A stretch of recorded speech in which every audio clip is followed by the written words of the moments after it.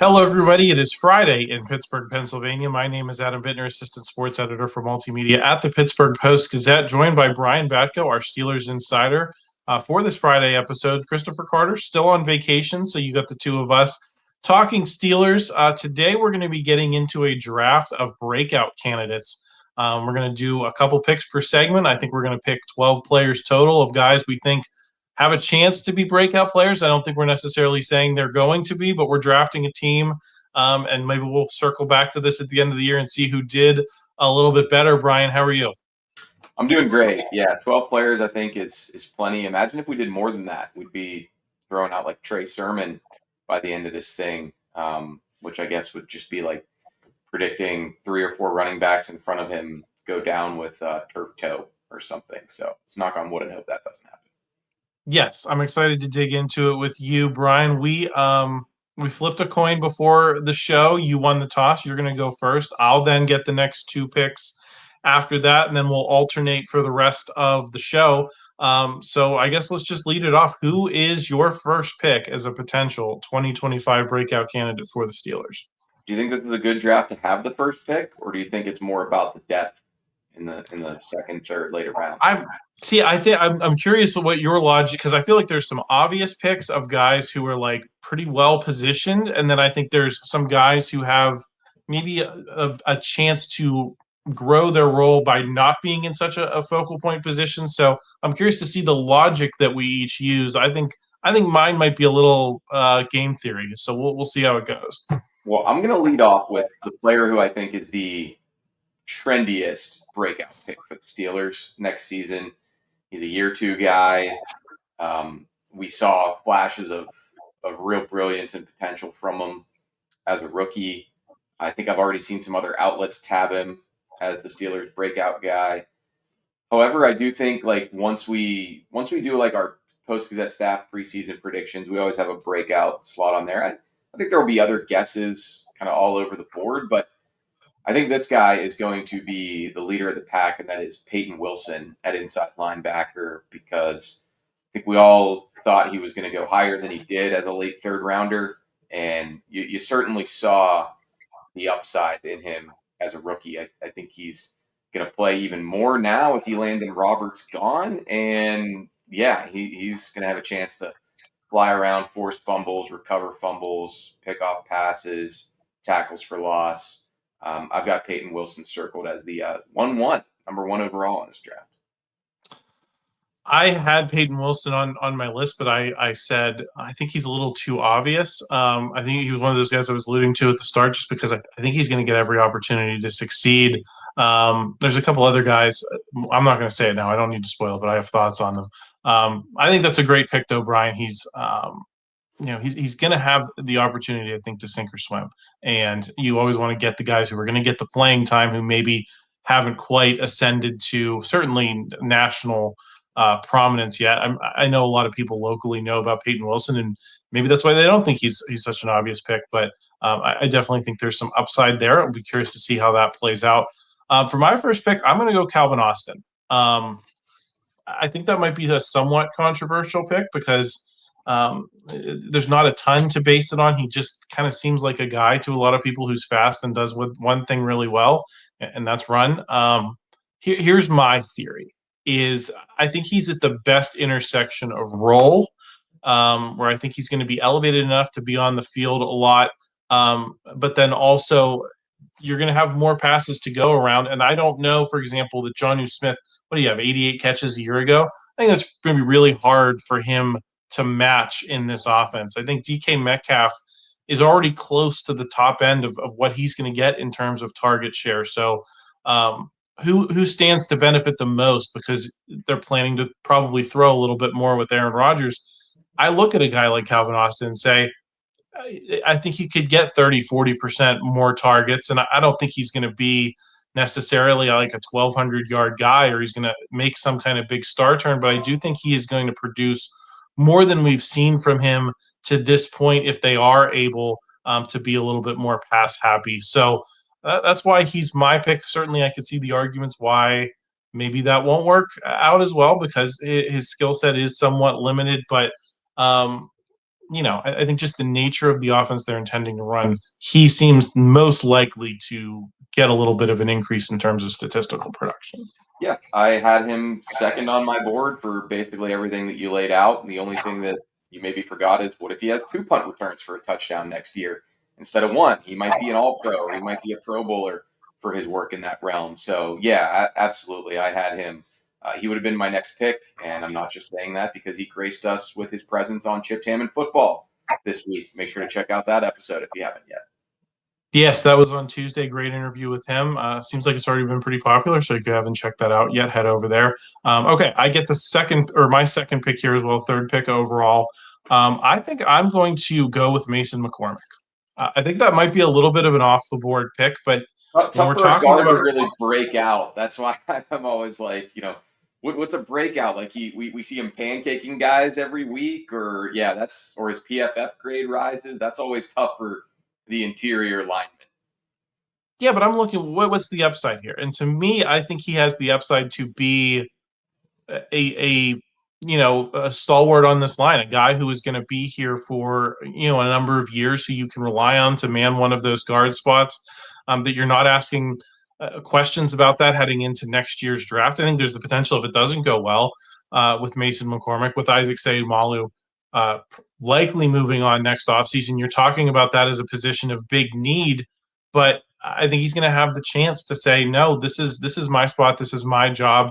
I was a later round pick who came from a small school and kind of asserted my presence here in Pittsburgh. So, yeah, are we going to notice him as much as maybe some of these other guys that we're talking about? No, but I think he has the potential to be an enduring presence if he performs well this season. And I think he has more of a chance to establish himself as a long-term Steeler than maybe some of these other guys we're talking about. Yeah, I hear you.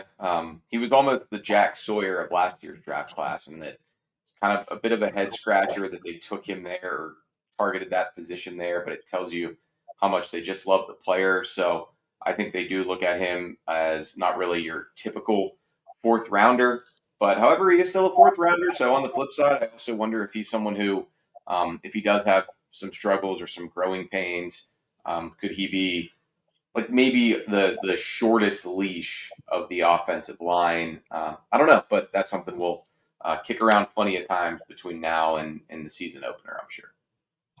Brian, you got the last pick here in, I guess, the first segment, the early round, the day one picks. You get the last of the day one picks. Who you got? Roman Wilson. I'm cornering the market on the Wilsons. I've got to go a different direction at receiver because you took Calvin Austin, and my case for Roman Wilson is sort of it's much like these other guys. Like the ample opportunity is there for him right now, and we talked a lot on Wednesday's show about how I think the heat's on him maybe as much as anybody when the heat is bearing down on Latrobe to make plays and show that he can be a reliable 2 or 3 for this offense at receiver, depending on what personnel groupings they start games in, if he's a starter or not. So yeah, I mean his development is big here, and he's still very much an unknown commodity for this team because of just being out of sight, out of mind as a rookie. But if he does make plays and at Saint Vincent and shows that speed and is running good routes and digging guys out as a blocker, all the pros, all the positives on his scouting report coming out of Michigan, then yes, he should be someone who gets some targets, gets some looks, and from a practicality standpoint, Adam, it doesn't take much to break out from 5 offensive snaps as a rookie. So the bar is pretty low for my second round pick here to be a quote unquote breakout player.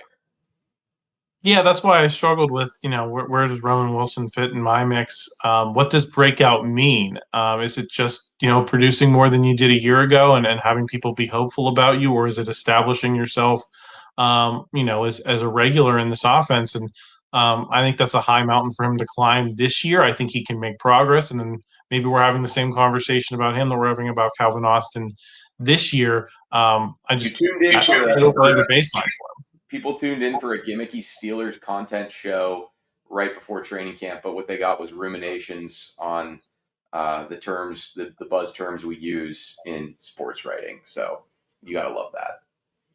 Yes, it is. This is about as slow as it gets, Brian. Right, in all of sports. So it's the Wednesday of this What week is is a the breakout season anyway? My think piece and essay. What we talk about when we talk about breakout seasons? yeah, I don't. It is a moving target for sure. So we'll see how Roman Wilson performs. That's it for our quote unquote day one picks. We're getting into the second segment here. Before we do, want to thank our sponsor for this episode of the podcast. It's Edgar Snyder and Associates. The law firms come and go, but what law firm has been here in Western PA fighting for injury victims for more than 40 years? It's Edgar Snyder and Associates. What firm has a staff of over 130 people who live and work here? It's Edgar Snyder and Associates.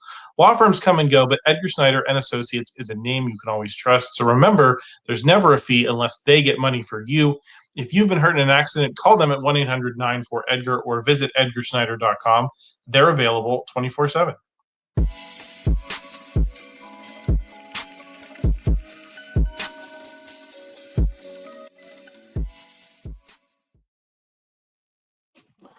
All right, we are back on the North Shore Drive podcast. I'm Adam Bittner with Brian Batko. We're drafting potential Steelers breakout candidates for 2025. Brian, recap your first round. You were Payton Wilson and Roman Wilson. I went with Calvin Austin and Mason McCormick with my first couple of picks. I will get the first pick of this round. I'm going to go with Jack Sawyer. That might be a little bit controversial or might be very popular with certain people, I guess, depending upon what part of the Steelers nation you live in. If you live closer to Columbus, you might feel a little bit better about him than others. Here's my logic as we get into these later picks. I think it's a situation where he's going to have a small enough role that he can excel in it and maybe then expand it. He's not going to be an every down guy. That's going to be TJ Watt and Alex Highsmith. Probably not going to see a ton of obvious passing downs because of Nick Herbig. You're going to bring him in against the run, or when you expect opponents to run, and he's going to maybe be better there than some of the guys that the Steelers already have, and he can excel in that role. So I think in that way, he might become a little bit of a cult favorite. Brian, lay some big hits that people remember. Even if he only makes a couple of plays a game, if he makes them memorable, people are gonna love him. I think the question for me is, can he make the big playability that we saw at Ohio State, notably with that return touchdown against Texas in the Cotton Bowl? Can he make that translate? Because I think that's what he's going to have to do to truly break out and not just slowly assert himself within this defense. Yeah, I definitely think it's tough for any rookie, but especially a fourth round pick who's fourth on the depth chart at his position. So yeah, I mean, I hear what you're saying. He could get some bites at the apple here and there, and perhaps he will make the most of it. I kind of stayed away from the rookie class for the sake of this draft. So the next guy I'm going to go with, and this is one that it's kind of like your Calvin Austin choice because I think you could make a case that this guy's already broken out. But Jaylen Warren, now that he's going to be the number one running back, does he play well enough that he becomes more of a national name and gets outside of like Steeler Nation and fantasy football circles as far as the average fan knowing who he is? He went over 1,000 yards from scrimmage 2 years ago, so that was kind of his breakout. But can he re-break out after last year being somewhat of a little less productive and dealing with some nagging injuries? So he hasn't hit 1,000 yards rushing yet in his 3 NFL seasons. Perhaps he will do that this year with Najee Harris no longer in the picture, but I do worry a little bit about these grandiose proclamations for Jaylen Warren when you have Kaleb Johnson now in the picture. Yeah, I think the 1,000 yard barrier is very interesting for Jaylen Warren because some people will look at what they got from Najee Harris and say it was never enough. The just slipping over the 1,000 yard total. But I think if you look at the situation now, I think you'd think he had a great year if Jaylen Warren got to 1,000 yards because of all those other names that are in there, because you expect them to be throwing the ball a little bit more. I think 1,000 yards would be a huge success for Jaylen Warren. So I think that's not a bad pick, Brian. I like it. He's also never scored more than 4 touchdowns in a season. That was also his big year 2 campaign high watermark. So maybe he becomes the short yardage battering ram in close, or maybe he takes a swing pass from the 12 and takes it to pay dirt. I don't know, but I just know that I saw a video of Jaylen Warren working out probably at altitude back home in Utah, and he was uh, pulling a soccer net like it was a sled behind him. So I think the guy is going pedal to the metal here to prepare for what's really a pivotal year for him to cash in contract wise at some point here as a pro. I got my next pick here, Brian. I'm going to go with Juan Thornhill. I think this is a boomer bust potential pick. Things did not Not go on my great for board. him. I know things did not go great for him in Cleveland, but there was a lot of talking him up in OTAs, mini camp, from coaches, from teammates. They seemed excited that he was there. Then the Minkah Fitzpatrick trade happens, so you have opportunity open up at that safety position. And let's be honest, I don't think we were talking about Deshaun Elliott the way we talk about him now. Last offseason, do they have similar designs on Juan Thornhill as a guy who maybe was misused, maybe had some injury things go against him in Cleveland where he wasn't the guy he wanted to be, and they can rehab him, put him in a defense that knows what it wants to be and what it's doing, and maybe not make him a star, but a very solid player. So yeah, I could see it go both ways, Brian. I could see him being a total bit player who you only see for a couple snaps, and he's the guy you're screaming at whenever a big play happens, and it was all his fault. But I also think he, just knowing how they've succeeded with Deshaun Elliott, but there's some other safeties, Demonte Casey, other guys they've brought in from the outside who they've kind of made useful in ways that we didn't expect. That's why I'm looking at Juan Thornhill.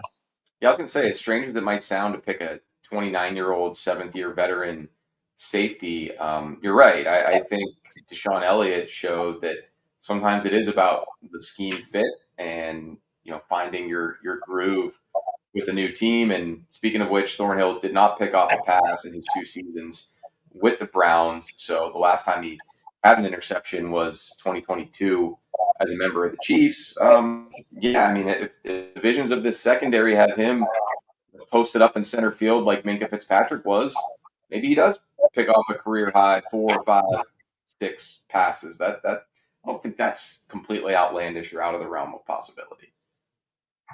Brian, it's your next pick, last one of day 2 picks here. Yes, it is. And I am going to go with Broderick Jones, moving from right tackle to left tackle. I gave you some crap for picking an offensive lineman to be a breakout player, but this is one where, people are going to have their eyes fixed on what's big number 77 doing over there against the Myles Garretts of the world, Trey Hendrickson, if he's around and wearing a Bengals jersey. It's make or break time in a lot of ways for Broderick Jones. And, we've talked on the show a lot about how much better shape he looked to be in at OTAs and mini camp. And I think sometimes there's this like inside football debate of like, no, it's a fallacy that offensive linemen don't have a more natural position. There's no such thing. You can do either side, but Dan Moore told us how many times that he only felt comfortable at left tackle. Broderick Jones has said all the right things, but when you really press him, he's like, yeah, if I had my druthers, I would play left tackle because that's what I'm most comfortable doing. That's what I've done the most at Georgia and in my career. So perhaps that will allow the light to go on for him a little bit, and he will be mauling guys in the run game and using better technique and hand placement in the passing game. He won't be a penalty machine like he was, especially early last season. If he can put all that together, I still think as a former first rounder, all the physical attributes and talent in the world to be one of the best tackles, at least in the AFC. I think that's a great pick, Brian, because the pressure is on for him to be that breakout guy to begin to, and I think tackles. I think you can see when they're playing well, even though they're offensive linemen. On the replay, you can tell that's a great block, and it protects a guy coming off the edge, especially with a quarterback like Aaron Rodgers, where he's not going to be able to defend himself as much as, maybe even a Russell Wilson was able to last season, even though he took quite a number of sacks. So I think we'll know if Broderick Jones is playing well or not, maybe more so than some of the other offensive linemen. All right, Brian, we're going to get into our day 3 picks next in the third segment. Before we do, we want to thank another sponsor. It's UFC Gym. Are you looking for a way to challenge your body and sharpen your mind? Step into something more than just a workout. Welcome to the brand new Brazilian Jiu-Jitsu Academy at UFC Gym. Here, it's not just about training. It's about living up to the values of honor, discipline, and respect. Whether you're a total beginner or leveling up your skills, you'll be guided through a structured program led by a third-degree black belt that builds confidence, strength, flexibility, and real technique. Head down to UFC Gym at the Waterfront or Market Square to learn about their exclusive 3-month introductory package today.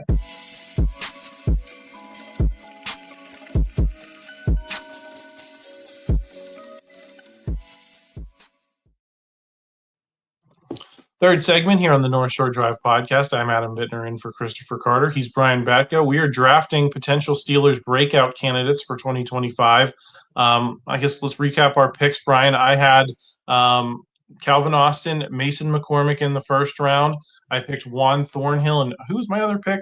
Why am I slipping on this? Oh, and Jack Sawyer. I picked Jack Sawyer, then Juan Thornhill. So those are my 4. Who are your 4? So I've got Payton Wilson, Roman Wilson. I ran out of Wilson, so I went with a Warren, Jaylen Warren, and then Broderick Jones is my top 4 thus far. Nice. All right, so we're on to my 5th pick. I strongly debated whether to go this direction or not because I don't know what is breaking out. The same debate we were having in that first segment. I think you can ask the question of this segment. I'm going to hop on a crowd pleaser here, though. Brian, go off script a little bit. I'm going to pick Zach Frazier. I think you could argue that he has already broken out. He established himself as the center on this team. He was a huge improvement on what the Steelers had before. He looks to be in the mold of a longtime guy. I think the question is, can he take that next step and be a Pro Bowl caliber, all-pro caliber guy? Can he be truly in that mold of a Mike Webster, Dermontti Dawson, Marquise Pouncey, those stalwarts the Steelers have had at that position over the years? I think that is still to be determined, even if you can feel good about the things that he did as a rookie. Yeah, I think it's difficult in this conference to reach those heights because Creed Humphrey is probably the best in the game right now. He plays for Kansas City. Sort of a cruel twist that he's snapping. He's the one snapping the ball to Patrick Mahomes in this side of the NFL. But yeah, I almost look at it as Zach Frazier has already broken out as a rookie and established himself as a clear-cut dude for many, many years. So we'll see. You're cornering the market on the interior lineman there for sure. I am going to go with another. I think this is a player I picked last year in the same exercise, and I think you could make the case that rather than break out, he actually took a little bit of a step back, but there's more pieces around him now that put him in better position to improve his production. And that would be Joey Porter Jr. I thought he was underrated by and large with what he did as a rookie, shadowing the top receivers in the league and doing that when he didn't even have the benefit of getting an entire season under his belt. He kind of got thrown into the deep end. So the penalties were a problem last year for sure. He still only has 2 interceptions to his name, 1 in each of his first 2 seasons. Maybe he gets his hands on some more balls, comes down with some more passes from opposing quarterbacks, and adds to that all-important ledger for a corner, which is sort of like the sexy thing to do when people around the league are looking at cornerback play, but also shores up the technique and is less of a flag magnet, which will, of course, make Steelers fans happy, and the people like us who watch and assess him week in and week out will feel like he's really taken that step forward. I think that's a good pick, Brian, although I do think it's somewhat in the mold of my Zach Frazier. Did he already break out? Do we know? But yeah, I think it's the same kind of question: is can you establish yourself as a true, a guy that's known across the league, who's got a reputation, is establishing yourself as a star to A top some. shutdown corner. Yeah. Yeah, I don't think that he's quite at that level yet, even though he's done a lot of good things. So, And I thought he might um, get there last year. I did. And it was, it was a disappointing season for a lot of guys. And I don't want to act like he was terrible or anything in 2024. But yeah, I guess compared to my lofty expectations or projections for him, it was kind of more status quo than anything. yes, I agree. Brian, I'm going to go corner as well here with my last pick. I'm going to go with Cory Trice. I know we talked about him on Wednesday's show as being under pressure of having a lot of competition to deal with now that Jalen Ramsey and Darius Slay are in the building. I'm gonna stick with it. He's been a pick for me from the beginning because he's got a lot of traits that Joey Porter Jr. has. Their games were compared, and obviously you like Joey Porter a little bit more than Cory Trice. Just a little bit more there, and then obviously the injury in college slowed Cory Trice down. Why he dropped to the seventh round, but look, listen, they put him up against Jamar Chase in that game against the Bengals last season for a reason. I know there's some belief in him in that building. If he can stay healthy, I think it's kind of where I went with the Jack Sawyer pick. I think they can use him well situationally. I think he can make some plays if he's not overexposed, start to find his way if he can stay healthy for the whole season. And then maybe, we've seen at different points guys fade when they bring these veterans in. Patrick Peterson, for example, kind of faded in terms of his usage late in the season. Dante Jackson a little bit as well. So, if he starts to show that he can do some things and Darius Slay has a similar veteran fade, maybe that's where Cory Trice can step up. And at the end of the year, we're having a different conversation about where he belongs in this pecking order than we are now. A lot of different ways I can go here for Mr. Irrelevant of the. No one's relevant though. If you're a breakout candidate, you're relevant. So, man, I guess I could double up on linemen like you did and take a Troy Fautanu, but I think for him this season is going to be more about just establishing that you can even do the job rather than sort of breaking out. I'd be looking at him as a year 3 breakout. This is like his de facto rookie season. I may have thrown Darnell Washington a bone here if not for the Jonnu Smith trade. I think that lessens his chances of breaking out even more now. Kenneth Gainwell's an interesting one because he was always like a modest in Philly. Maybe he does become like a third down pass catching back extraordinaire here. But I'm going to go with a different running back to round it out, and I'm going to go with a rookie. You've got a rookie on your team now. I've got a rookie on my team, Kaleb Johnson.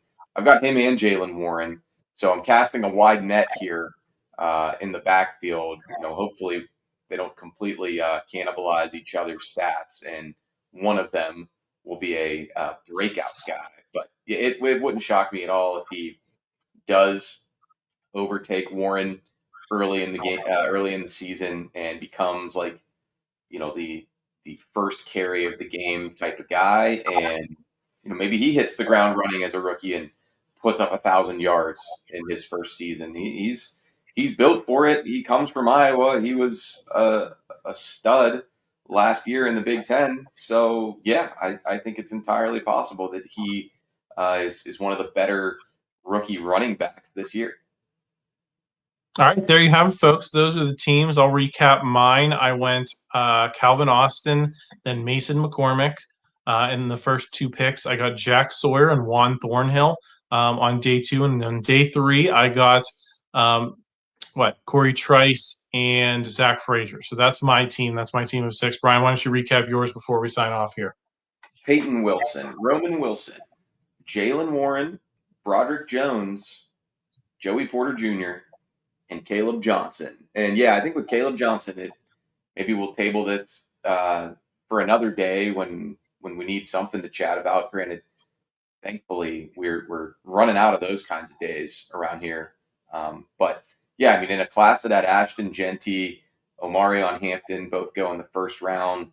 Guess we'll see what happens with Quinshon Judkins in Cleveland. That's a really bad situation all around there. But Travion Henderson too, picked ahead of him. I think Kaleb Johnson maybe he won't be the leading rusher among rookies this year, but I think he's got a chance to put himself on the map for sure and be one of those guys that you're talking about picking up in fantasy football or trading for, or he's helping you win leagues. We know Arthur Smith wants to run the ball a lot, and while he might not have quite the path to stardom as some of those other names I mentioned who were taken before him, I think he probably should have gone higher than pick 83. And yeah, I mean, Jaylen Warren's certainly a nice player, but he's never really been a featured back like that.